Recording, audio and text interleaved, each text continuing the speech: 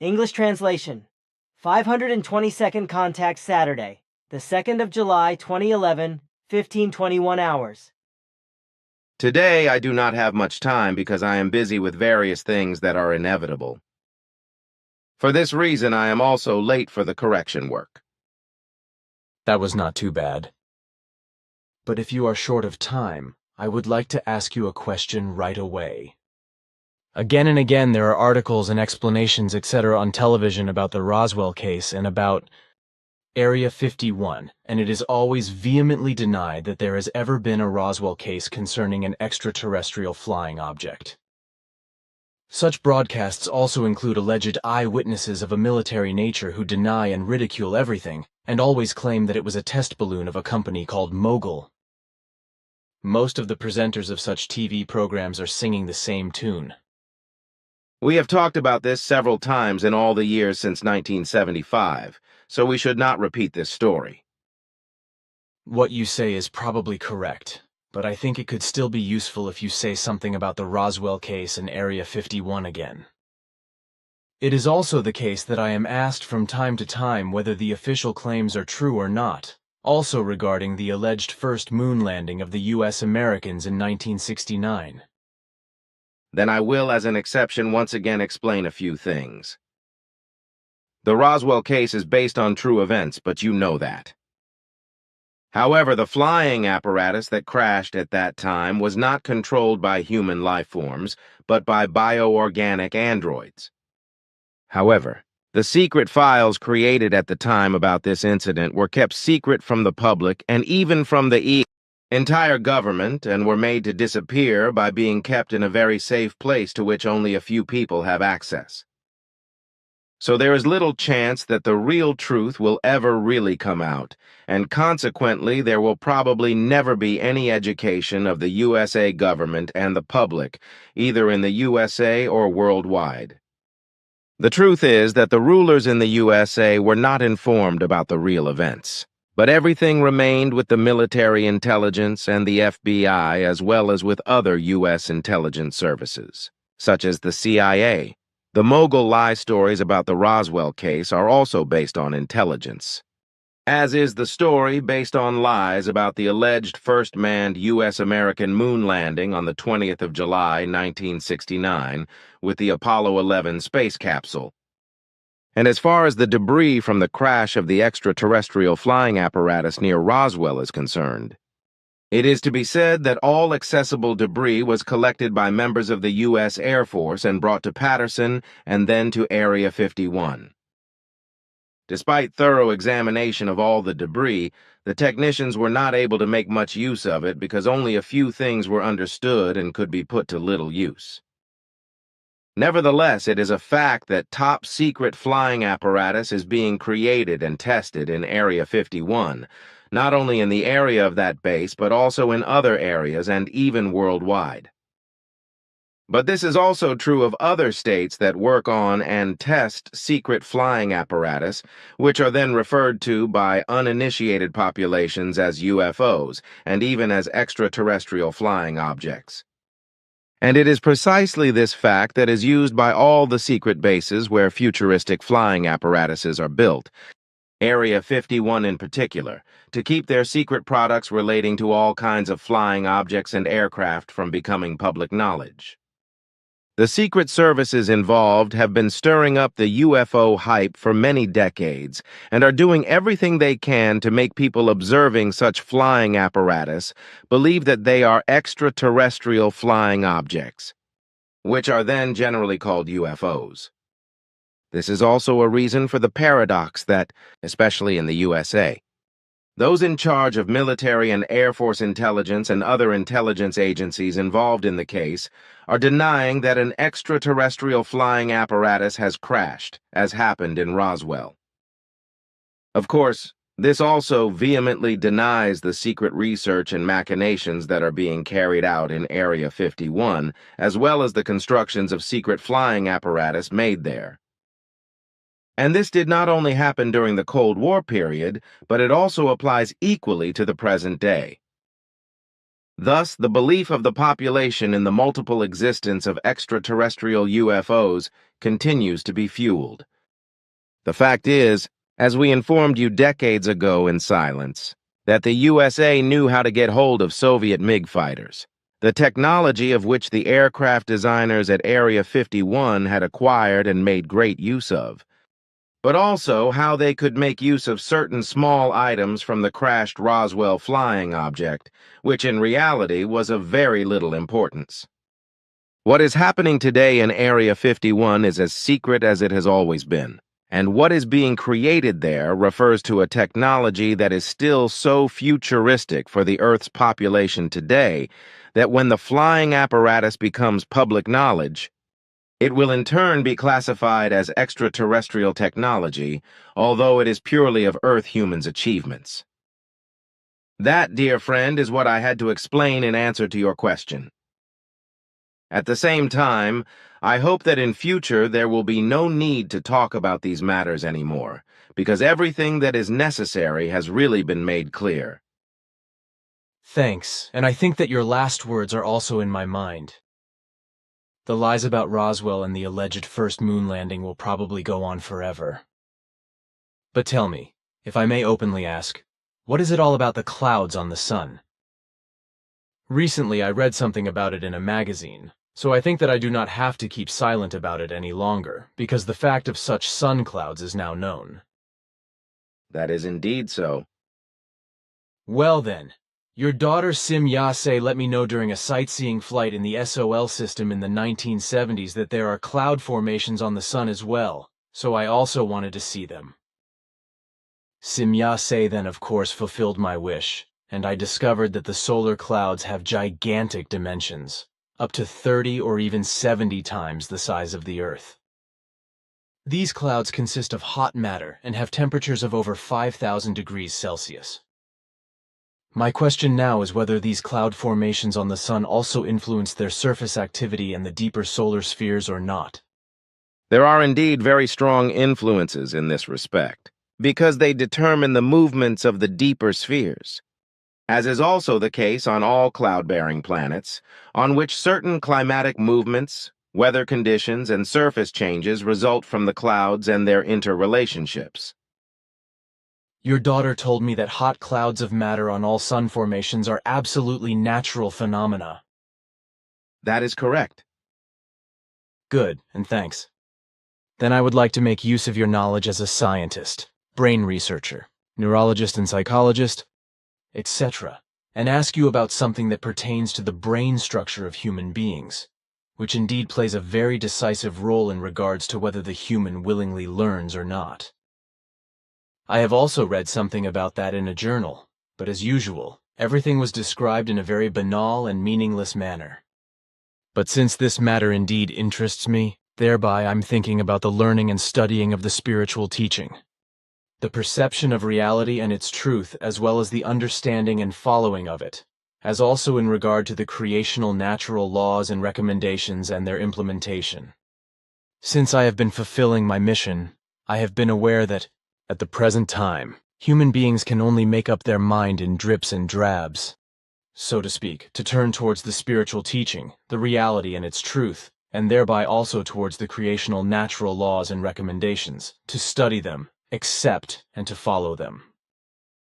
Most human beings hesitate, are indecisive, cannot motivate themselves for it, and summon up neither energy nor a will for it. Many are simply indifferent to the whole matter, while many others are caught in the faith of the crazy religions and sects and cannot free themselves from it. For me, the thing is clear, that only the human beings who consciously seek the effective truth can build up a decisive energy, a will and motivation, in order to actually turn to the truth, as this is given through the teaching of the truth, teaching of the spirit, teaching of the life, in which also the creational natural laws and recommendations are made clear. In my opinion, there exists a malfunction in the brain structure of those human beings who devote themselves to faith and religions, sects and confused ideologies, which denies the brain to demand success and truth, to develop an interest, a motivation, and a will, to act in relation to the recognition of reality and its truth, and to learn these values, if I may say so. If you could say something about that which would be understandable even for laymen like me, and of course also for others who are interested. What you say hits precisely at the core of the problem because, indeed, the brain structure plays a very important role at that, as it determines the interest as well as the motivation, the willpower, and all the necessary energy in order to, for example, implement such a motivation. Certain regions of the brain and the nerves are activated through the release of certain messenger substances. And the more of these substances arrive into the relevant brain regions and nerves, the more the interests, the motivation, the willpower, and the necessary energy increase. Thereby, the predispositions, that is, the talents, play an important role, as well as the development of the ability to motivate oneself by creating an interest. Very many human beings are not able to do so because they are adrift in a religious, sectarian, or some false ideological belief, from which they cannot create their own profound interest for the reality and the truth, but rather let themselves be adrift in the delusion of their faith through the events and situations of life. This inevitably leads to discouragement and basically to failure, that is, to not being able to build up a willpower and the necessary energy. Many factors and forces are thereby dependent on the subconsciousness and all the influential forms of the unconsciousness, because they are fighting in the brain for letting their own energies come into effect and for shutting off all the other ones.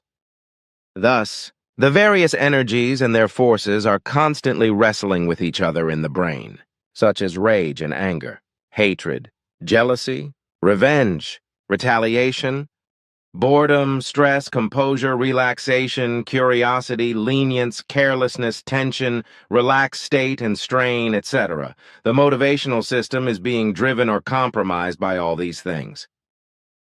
If an impairment takes place, then the human being only does that which offers the least resistance, such as the delusion of faith, which inhibits the urge for the actual reality and its truth. The way that also offers the least resistance in relation to learning and studying is where only that is being learned and studied, what is absolutely necessary and unavoidable. That alone is already determined by a prevailing discouragement, which follows that an active and valuable motivation and a determinative willpower to implement the motivation are being nipped in the bud. If the willingness for motivation of the Earth humans is observed, then this can only be found in a sparse amount, because in large measure it occurs only in times of hardship and danger when it comes to preserving one's own life and protecting it. And this lack of willingness for motivation also leads to the fact that the great mass of the Earth humans can neither find a true state of joy nor a real satisfaction, like also no consciousness and feeling-based happiness. The majority of humankind of Earth bring forth a strong motivation only in order to pursue amusement, to gather wealth, to live in splendor and joys, to exercise Gewalt, war and injustice, to hang on to religious, sectarian and ideological forms of beliefs, to put themselves in the foreground, to be imperious and selfish, without empathy, feelings for others, and to be indifferent towards fellow human beings and the lives of all creatures and of nature. If the Earth humans want to be successful in their life, then they must form their brain structures in such a manner that decisive motivations arise for the widest variety of things. So also in relation to the clear perception of the reality and its truth, as well as the creational natural laws and recommendations, their understanding, acceptance, following, and fulfillment. Each motivation can only come about if it is successful to induce the brain for it. But right there is the actual problem of the Earth humans. Because in regard to the important life and evolutionary values, their thoughts and feelings fall into deep abysses due to indifference. Consequently, no interest can be created for them. What is done is senselessly wasting away life, in which no clear intellect and no clear rationality for the true values of life and evolution take place, because in regard to this, it is exactly as you said. Thus, it is indeed so, that in those Earth humans who are trapped by a belief faith, be it ideological, Sectarian or religiously, according to a major religion, a malfunction in their brain structure is present that denies the brain to demand an interest in relation to the actual reality and truth. With that also the urge for a buildup of a motivation and a will, and the required energy for that are nipped in the bud. Consequently, no initiative for the development and achievement of a success comes into being. Thus, no interest can come about to consciously and honestly search for the actual reality and truth. Therefore, there is only an interest to vegetate away in terms of life, consciousness, and evolution. A motivation and a will, to act in relation to the recognition of reality and the truth, and to learn to build up the true values of life and evolution, is absent in all requirements. Consequently, no motivation can arise. Only the interests that can be created, as well as a motivation that is to be created from it. And in turn, the will with great energy resulting from it decide what will be strived for, what is done, carried through, and what will be understood. But everything must be built up consciously and through a strong will, and brought to effect. And if this cannot be carried through by Earth humans, it means then that they are unmotivated and have no chance to live a true life. But that also means that they are not able to form any true development of the consciousness, as they likewise, through their own fault, fall prey to the incapability to comprehend the creational natural laws and recommendations and the incapability to implement them in their life. These kinds of Earth humans only vegetate away, without true development of consciousness and far from comprehension, compliance to, and fulfillment of the true values of life. Only lack of impetus, drive, fear, lack of interest, lack of will, and lack of motivation are their métier. Hence, they cannot have experiences of achievement that are true to life and valuable. If the Earth human wants to develop interests, motivations for this and that, as well as a determinative willpower and assertiveness, fundamentally, it is necessary for him or her that he or she comes from a point of view that everything is possible for him or her and the achievement of his or her fulfillments, and that he or she is also capable of everything. Doubt and uncertainty, anxiety, fear, disinterest, and boredom, etc. must fundamentally be switched off because they are the biggest enemies of every interest and every motivation. For the Earth human to be able to live successfully, progressively, and developmentally, he or she must, for all his or her life, turn to true and good interests and maintain his or her motivations that are oriented to these. Thereby, it is important to ensure that everything is steered according to the creational natural laws and recommendations as far as possible. And everything negative is avoided where possible, because the brain does not only store all that is positive, but also the negative. For this reason, the positive is of very great importance in relation to good interests and motivations, because they determine over the true value of what should be achieved and carried out. Naturally, it speaks for itself, that thereby also the image of the personality and the character, the general behavior and a healthy intellect, a clear rationality, the already present abilities or those which are to be created, and the motive to be striven for, are of enormous importance. If the abilities do not conform to the motive, or if the matter to be striven for is falsely estimated, then it cannot work out well. Thereby, it is also important to observe that one motivation is not equal to another motivation, because depending on the matter and motive, a different motivation is needed. Hence, it is different from case to case. Also, the capacity of the ability, the joy, the percipience, understanding, acceptance, and comprehension of the motive, as well as the sense of purpose and the talent, as well as the impetus, drive, and ultimately the will, are of the greatest importance. And, if the Earth humans are missing these necessary values, especially in extensive measure through a religious, sectarian, or ideological belief, and also as the result of a comprehensive indifference, wisecrance, egoism, disharmony, unfreedom, hatred, revenge, retaliating behavior, jealousy, and all unvirtues in general. Then they do not find the way to the teaching of the truth, teaching of the Spirit, teaching of the life, and thereby also not to the creational natural laws and recommendations. Therefore, you are comprehensively right with that. Thanks for your explanation. What strikes me, as it often does, is that you keep using phrases, terms, and words that actually fall within my language area. Somehow I find this strange, and I do not understand the reason why you do it in this way.